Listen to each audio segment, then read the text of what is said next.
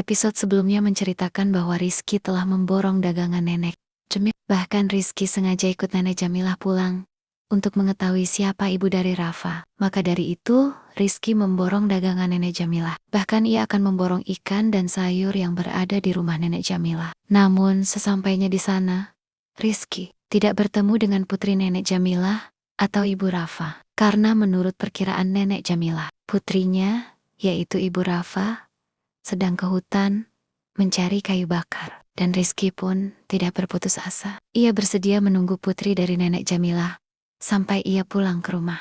Setelah nenek Jamilah menawarkan Rizky untuk meminum kopinya, nenek Jamilah pun menawarkan untuk memanen sayurannya dan membakar ikan yang akan dibeli Rizky.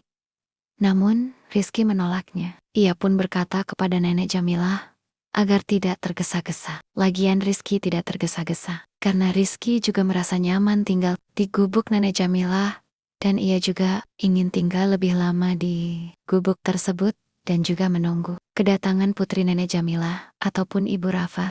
Di Tempot Lane, Lily sedang berada di hutan. Ia sedang mencari kayu bakar, karena kayu persediaan untuk membakar ikan telah habis. Saat dirasa sudah cukup, Lily pun membawa kayu bakar tersebut untuk pulang ke gubuk nenek Jamilah. Dan setelah sampai ia pun menaruh kayu tersebut di samping tempat pembakaran ikan. Setelah itu Lily melangkahkan kakinya menuju gubuk. Saat berada di depan pintu, samar-samar, Lily mendengar suara nenek Jamilah berbicara dengan seseorang. Lily pun heran.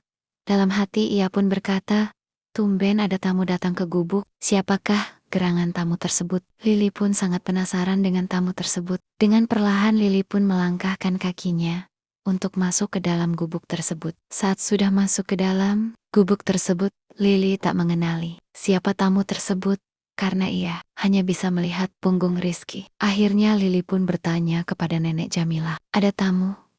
Siapakah nenek? Mendengar suara Lily, Rizky pun langsung menoleh ke arah Lily. Dan Lily pun sangat terkejut melihat seseorang yang ia rindukan saat ini berada di depan mata. Namun Lily sadar, ia harus menghindari Rizky. Lily pun akhirnya lari dan meninggalkan tempat tersebut. Sedangkan Rizky yang melihat kehadiran Lily pun sangat terkejut. Dan saat Lily lari meninggalkan tempat tersebut, akhirnya Rizky bergegas berlari, mengejarnya sambil meneriaki nama Lily. Lily berlari kencang keluar gubuk, dan Rizky pun tak mau kalah. Rizky juga berlari kencang guna mengejar Lily, dan akhirnya Rizky bisa menggapai tangan Lily. Dan Rizky pun menarik tangan Lily, hingga Lily berada di pelukan Rizky. Rizky pun memeluk Lily dengan erat sambil berkata, sayang, ternyata kamu masih hidup, dan aku senang melihatmu masih hidup. Lily yang mendengar ucapan Rizky pun mendorong tubuh Rizky.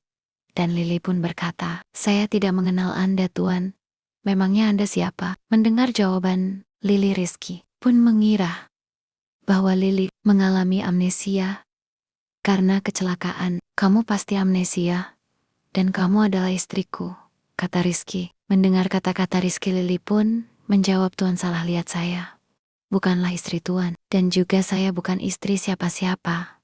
Mendengar jawaban Lily, Rizky kembali menarik tangan Lily, dan ia pun menggenggam kalung Lily. Dan Rizky pun berkata, kamu tidak bisa membohongiku. Kalung ini adalah bukti bahwa kamu adalah istriku, dan hanya istriku yang punya kalung ini. Karena kalung ini adalah pemberian Kiai Jakfar. Nenek Jamilah yang melihat Rizky dan Lily saling berkejaran pun heran, dan nenek Jamilah pun berjalan ke arah Lily dan Rizky yang saling berseteru. Nenek Jamilah pun bertanya kepada Rizky, apakah Tuan kenal dengan putri saya? Rizky pun menjawab, nenek, dia adalah istri saya tercinta. Saya sangat bahagia sekali mengetahui istri saya masih hidup. Mendengar ucapan Rizky, nenek Jamilah pun terkejut. Akhirnya nenek Jamilah pun menyuruh Lily untuk masuk ke dalam gubuknya. Dan Lily pun menuruti kemauan nenek Jamilah. Lily pun segera masuk ke dalam gubuk, sedangkan nenek Jamilah berbicara dengan Rizky. Saat nenek Jamilah hanya berdua dengan Rizky, akhirnya nenek Jamilah pun bertanya,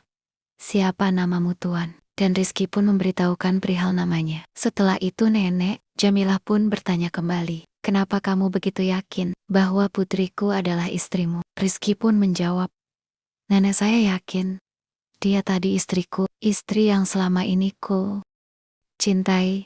dan yang selalu kurindukan. Dan kalung yang dipakainya takkan pernah ia lepaskan karena saya tahu betul kalung itu sungguh sangat berarti baginya. Mendengar ucapan Rizky, Nenek Jamilah pun menganggukkan kepalanya sambil Nenek Jamilah berkata, "Jika dia istrimu, apakah kamu akan membahagiakannya?" Rizky pun menjawab, "Nenek, aku akan curahkan seluruh hidupku untuk membahagiakannya. Dialah istriku satu-satunya yang selalu bersemayam di dalam hatiku." Mendengar ucapan Rizky, Nenek Jamilah pun kembali menganggukkan kepalanya dan Nenek Jamilah menyuruh Rizky untuk menunggu di tempat tersebut. Setelah itu Nenek Jamilah pun melangkahkan kakinya menuju gubuknya untuk menemui Lili. Saat sudah berada di dalam gubuk, Nenek Jamilah pun menemui Lili.